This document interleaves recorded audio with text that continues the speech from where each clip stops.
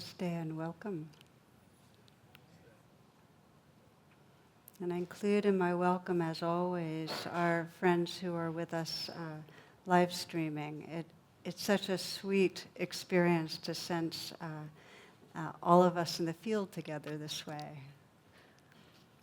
So this is part of, as you that are here in Bethesda know, part of our solstice gathering. And I'd like to start with a story that's one of my favorite all-time stories. Some of you who've been around for a while will remember with me. And this is a woman who finds that there's this tired old dog that wanders right into her house. I guess she left her doors open. But she could tell from the collar, no tags, but the collar that well-fed belly, that somebody owned this dog. So the dog follows her through the house, down the hall to the living room, and jumps up on the couch and falls asleep and takes a nap for an hour. And then it leaves. She opens the door and it leaves. Well, she figured that would be okay, but it happened again and again. In fact, for several weeks, the dog would come by very regularly, come into the house, jump on the couch, take a nap, and then leave. So finally, she pinned a note on its collar. It said, "Every afternoon, your dog comes to my house for a nap. I don't mind. I just want to make sure it's okay with you." And the next day, the dog arrives with a different note pinned to his collar. "He lives in a home with 3 children in it. He's trying to catch up with his sleep. May I come with him tomorrow?"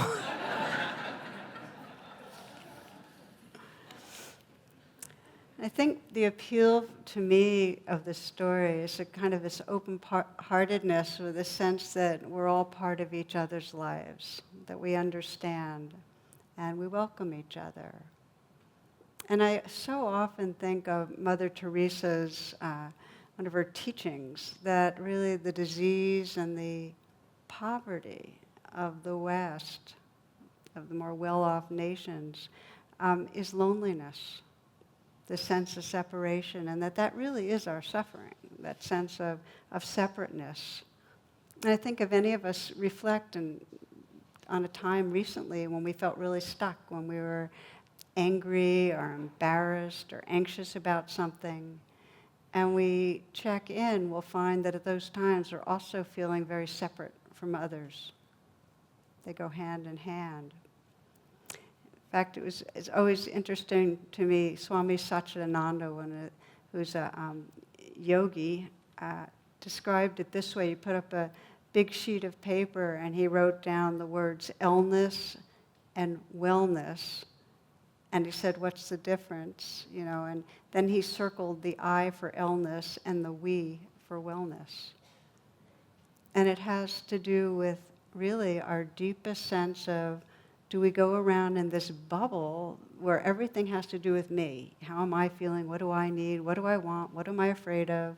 And go through the day navigating with this I. Or is there more of a sense of who we are with each other? You might just even reflect for a moment right now. Just close your eyes and perhaps remind yourself of a couple of the stressors going on right now in your life.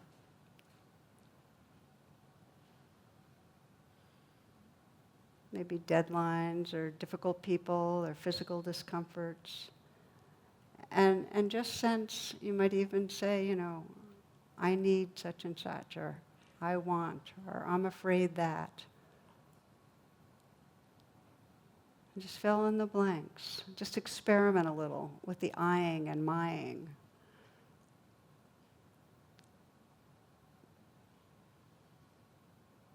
You can exaggerate it a little to get a sense of it.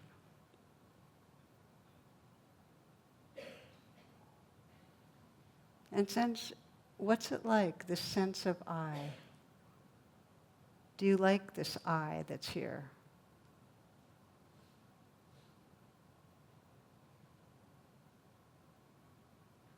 And then you might sense we. And sense that here you are in a space, or in a non-geographical space, but in a field with others who are really in some way have a heart's yearning to wake up, to be present. So sense we for a moment. that there's this shared caring about the world, about waking up. Maybe there's a we that comes to mind in your life, certain people that you're together with, and you really sense the mutual caring. It might be with your dog. But just sense we, and notice, well, what is it like when there's that sense of we, of belonging? How does your body feel, your heart? Noticing the difference between these two identities.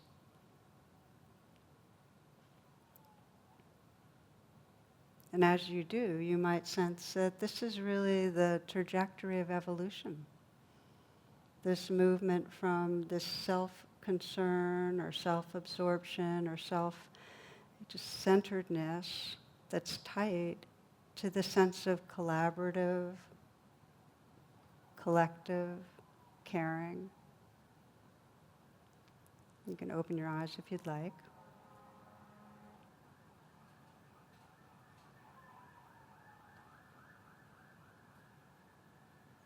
Our world, we're hearing it. So what I'd like to explore in this class, and would like us to reflect together, is the 3 steps that really help us to awaken from I to we, because it feels like it's so important.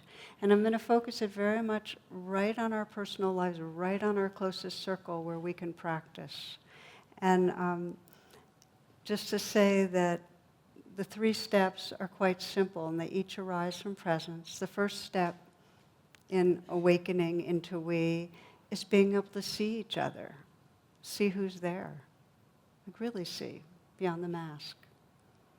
So there's seeing. The second step is feeling, being able to feel that sense of appreciation and collectivity as warmth, as openness in the body, like embodied, feeling it. And the third is expressing.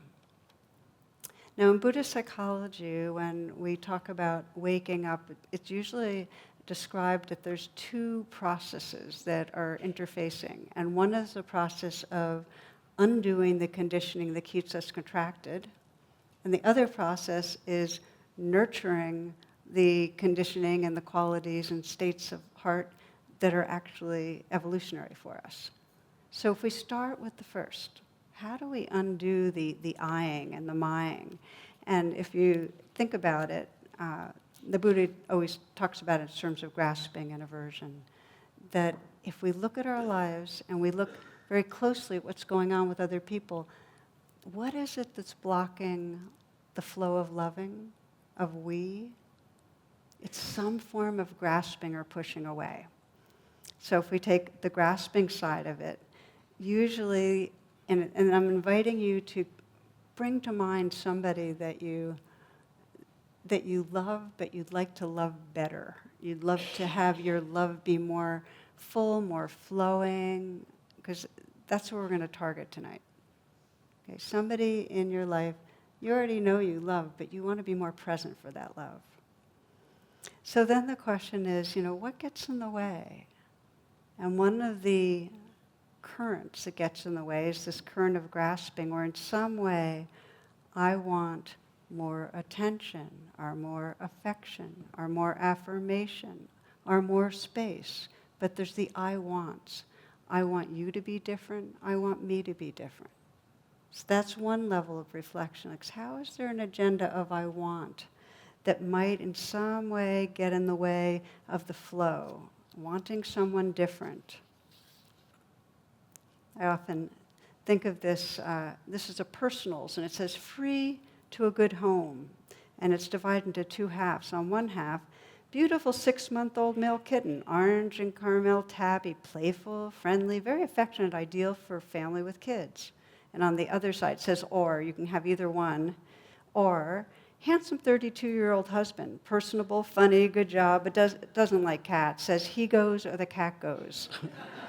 Call Jennifer, come and see both, and decide which you'd like.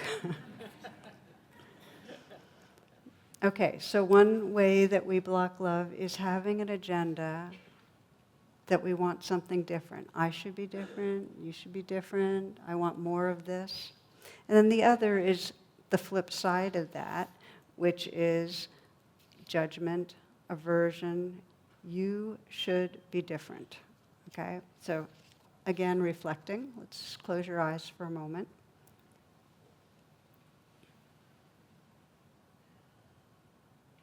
Bringing to mind somebody that you care about, that you'd like to be more present and loving with. Notice a recent interaction where there may have been tension or distance. And what was between you and open-hearted presence? And just notice, was there an agenda? I want more attention or more space, more affection. Was there the judging, I want you to be different?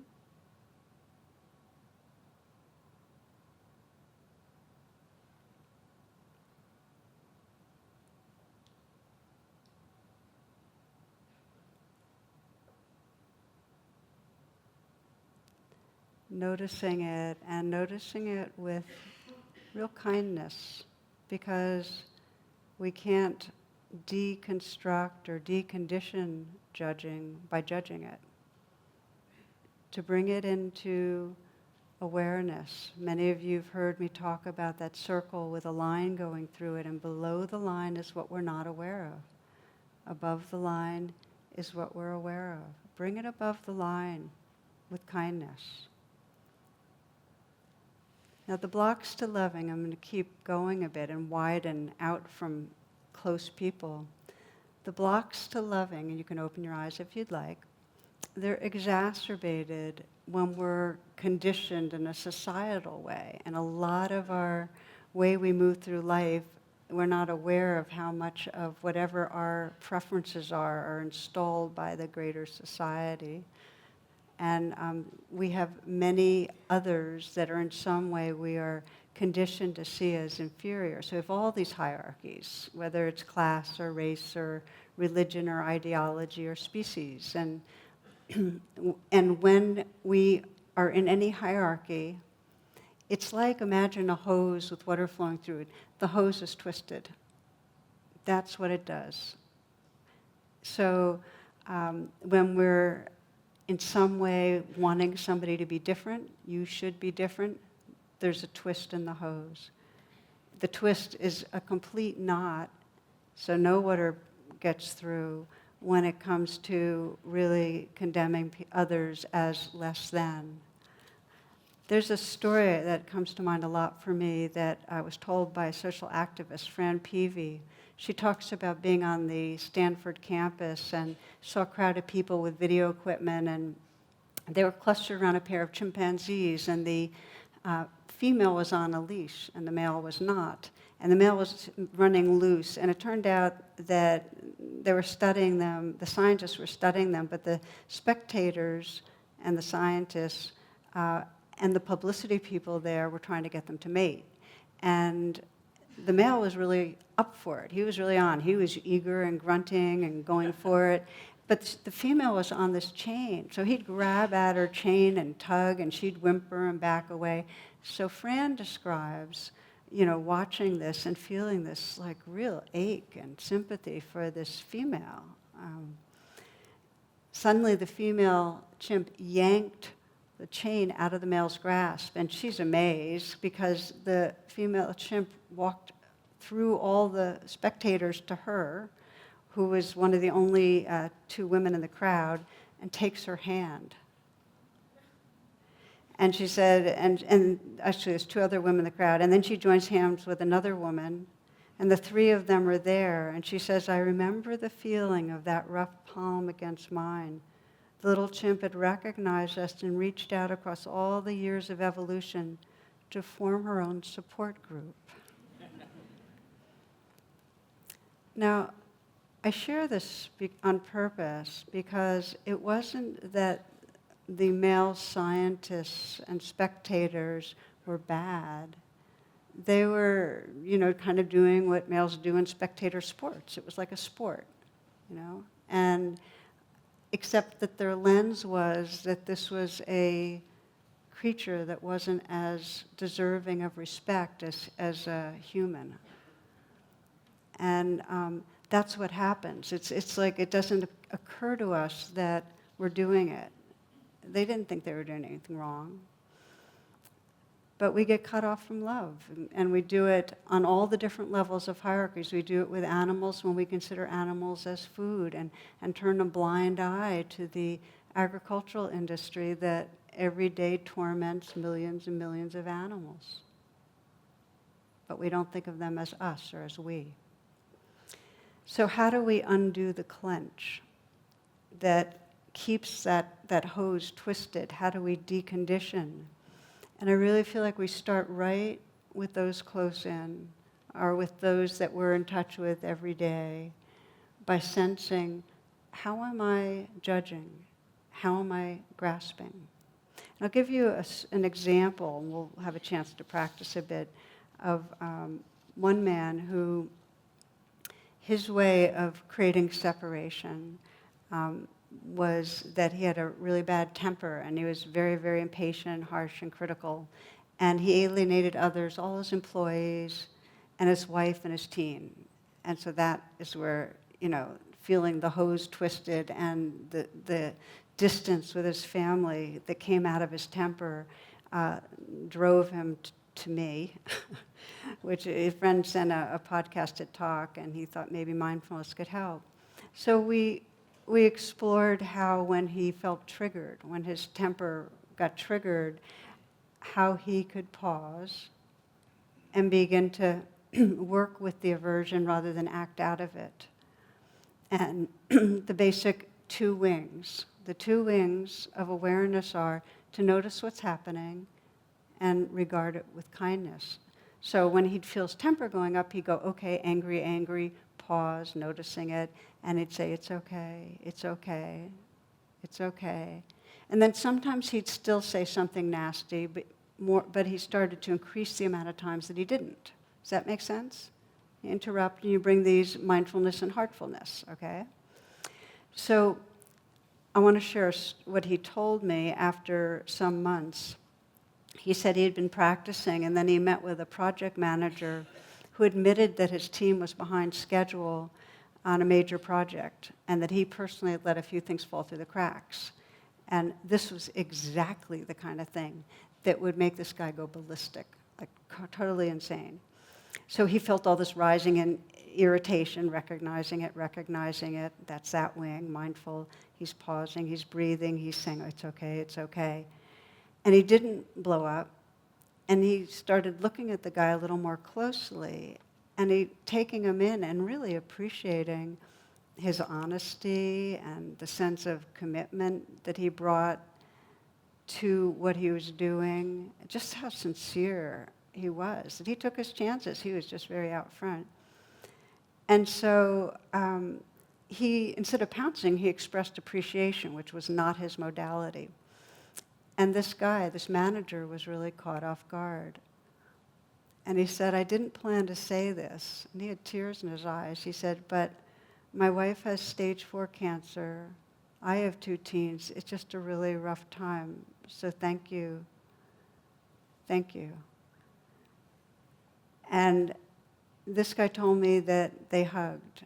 And it was the first time. He said, if it had happened a month earlier, he would have unwittingly pounced on this guy. Instead, he was hugging him.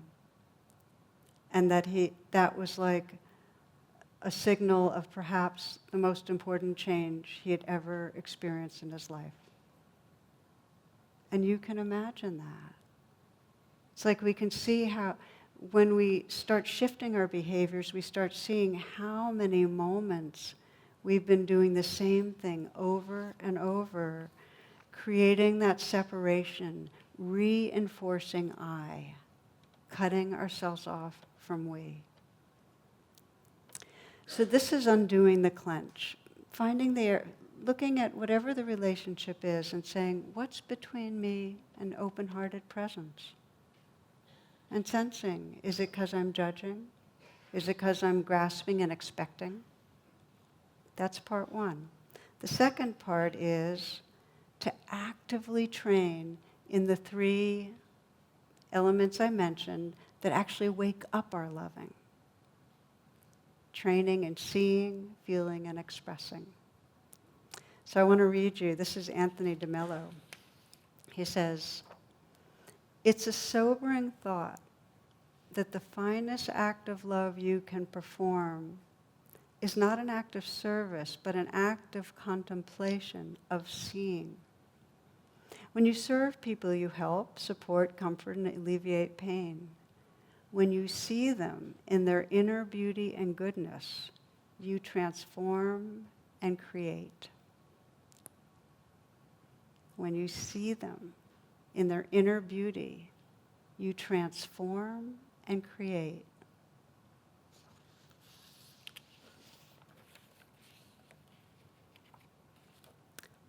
When we're contracted into eyeing and mying, the self-centeredness, what we see in others is what I sometimes call their ego mask. We just see their defenses and their personality and so on. But when we say, okay, let me be present, let me notice, who are you? What's it like being you?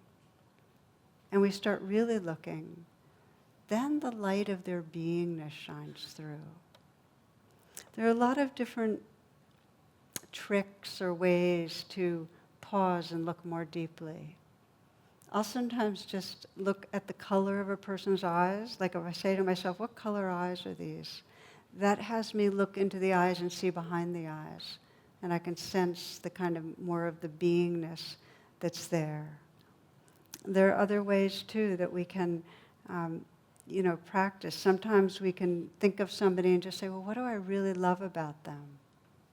Or we can see them when they're happy, or see them when they're helping, or imagine them as a child, sense their innocence. There's so many ways. About a year ago, I gave a talk on seeing the goodness, and one of the things we did was on Facebook ask people to share what they saw when they saw goodness in others, like some specific examples. I thought I'd read you a few that people shared with us. One woman says, "I saw goodness when my grandmother was alive. She never spoke badly about another person ever." Another, "I see goodness in strangers who smile back." And another, "I see goodness in my dog when she walks up and drops a frisbee on my lap in the middle of me crying from loneliness."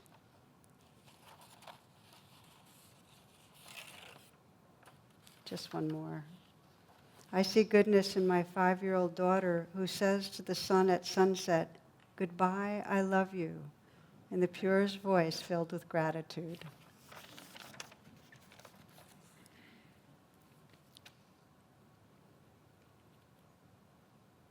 So when we see the goodness in others, it untorques the hose. It lets our love flow. It's part of what frees us. And it also invites forward that secret beauty in others. One of the stories that most touched me, happened some years back, of parents who came to class here actually. They were concerned about their son. He was in his early 20s and he had some learning disabilities and was living at home. He just hadn't found his niche, so both parents were very, very anxious about this, and the father's talking about having career counseling, and mom is just that, I'm just worried he won't be happy and respect himself if he doesn't find really his place, and so on. And of course, their worries and fears were really contagious, and their son was increasingly reluctant to do anything but this part-time job at Home Depot and hanging out with his high school friends who had never left town. So they both were practicing becoming more present, but they were asking, well, what can we do? And the mom said, should I surround him with white light? And they're coming up with things. And what I suggested was that every day, as part of their meditation, just reflect on his goodness. And I said, well, tell me right now, what do you appreciate about him? And of course the mom lit up and he said, oh, he's got mischief in him. He's got a great sense of humor. He's the kindest guy you'll ever meet. She just went on and on. And I watched her light up just thinking about it. And I said, that's it. Reflect on his goodness. And as it happens, feelings are contagious. They bring out what needs to be brought out. And he started regaining more of his ease and old playfulness, and his confidence grew. And then he began volunteering. I can't remember what the area was. It was something to do with video or tech, and ended up with a job that he loves. And the point being, and I think of this as a parent, every stage of my son's development, there was something I was worrying about, And I know, in seeing him now, to the degree that he's got a natural confidence, is to the degree that even though I was as anxious and controlling and neurotic as I could be in certain ways, I still saw his brightness and his kindness and his capacity to be an incredible friend. When we see the gold in each other, when we're that mirror, we bring it out. So that's part one, is seeing. Part two is to feel. And the reason I take time with feel is because we often will appreciate someone or feel this kind of surge of good feeling, and then our mind, which is a very distracted ADD mentality, will go on to the next thing.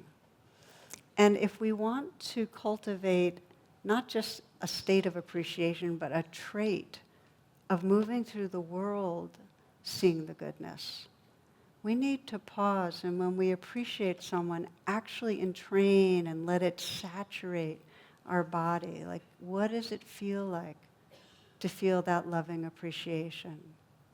To be with it, to feel it, and let it get really familiar. And then it becomes spontaneous. Then it becomes something that it comes up with those in our closest circle and with all those we meet. We see the light of spirit shining through. Another short story. This was described by a physician who was seeing an elderly patient. And he needed to get out of her office in a hurry. And so she's wondering what the rush is. And he says he needs to go to this nursing home because he has breakfast with his wife. And so then she asked about his wife's health. And he told her that his wife was a victim of Alzheimer's, and she had been there for quite a while. And then he said, well, would she be upset if you were a little late for breakfast? And he goes, oh, well, she doesn't know, she no longer knew who he was. She hadn't recognized him for 5 years. So there he is, rushing to have breakfast with her, and she hadn't recognized him for 5 years. So the woman, this physician, says, and you still go every morning, even though she doesn't know who you are. And she says, he smiled as he patted my hand and said, she doesn't know me, but I still know who she is.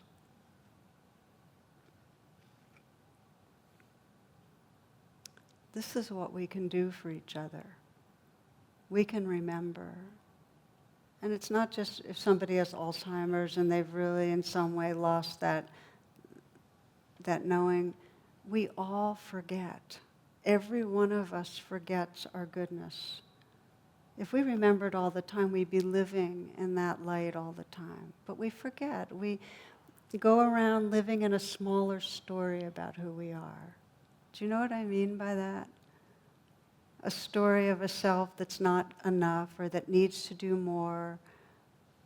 We go around in that I that is very twisted in a way, that the love's not moving through. So it's this practice of really feeling the loving when it comes up and getting to know it that allows it to become really a part of us.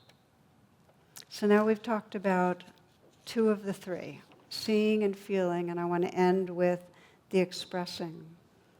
So many of us love other people and don't let them know. We're shy, we're embarrassed, we're self-conscious, it's risky, we don't want to expose ourselves.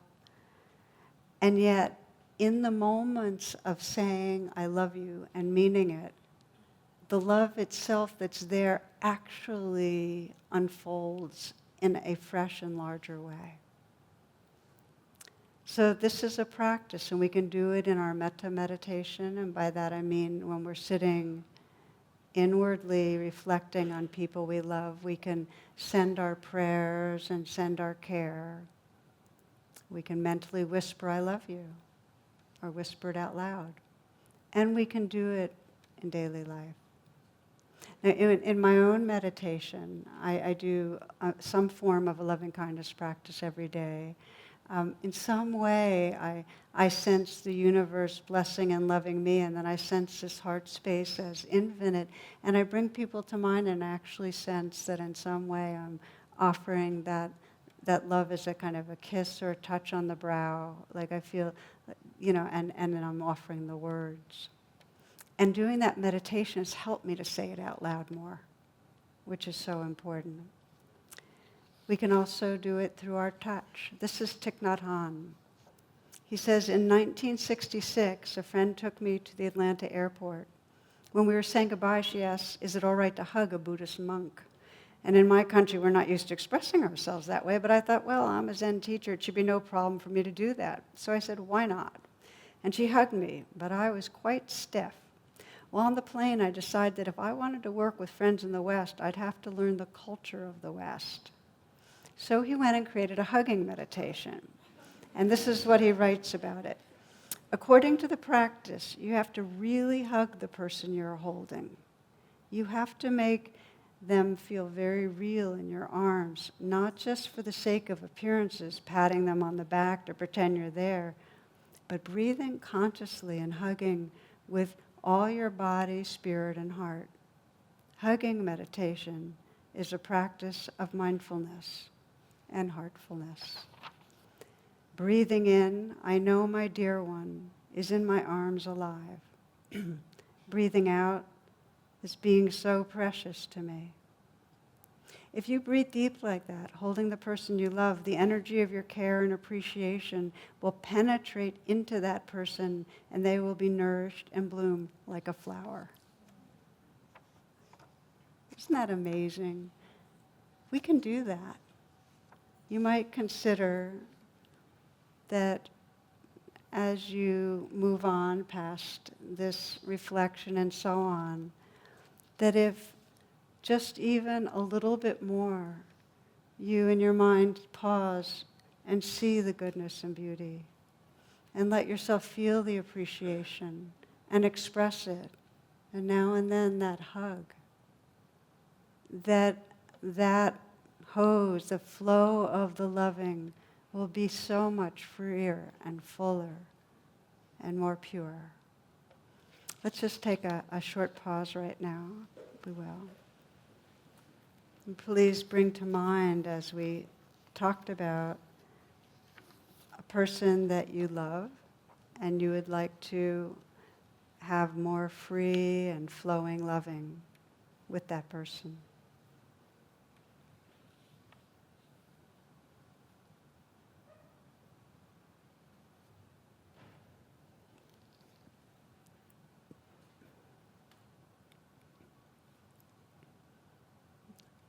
Take some moments to, from presence, see that person.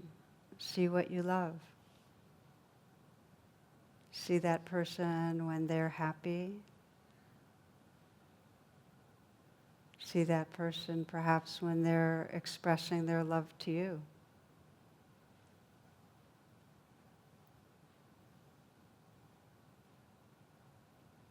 See that person in a way that shows their innocence, their humor, their brightness, their goodness.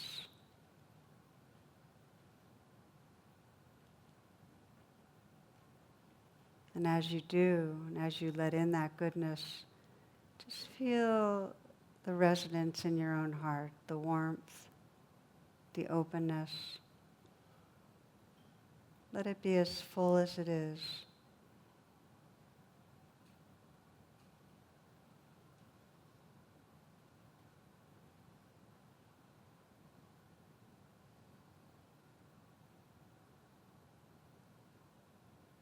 sensing that you can express your care for this person in whatever way feels natural. You might mentally whisper, "Thank you," or "I love you."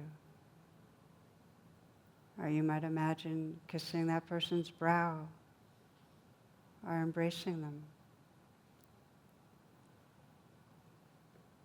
You might imagine letting them know their goodness, mirroring it.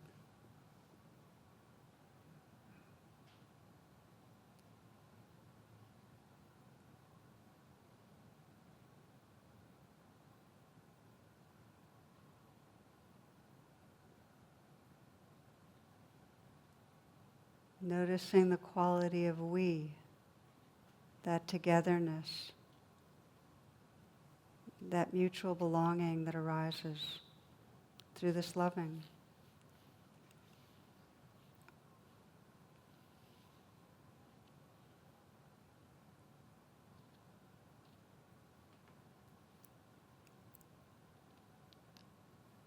And close with a short verse from Mark Nepo, poet that I feel is really wonderful. My soul tells me we were all broken from the same nameless heart, and every living thing wakes with a piece of that original heart aching its way into blossom. This is why we know each other below our strangeness. Why when we fall we lift each other, or when in pain we hold each other.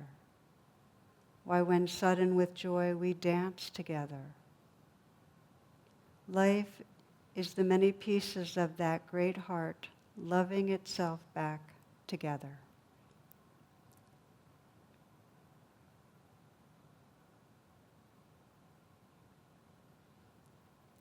Namaste, and thank you for your attention.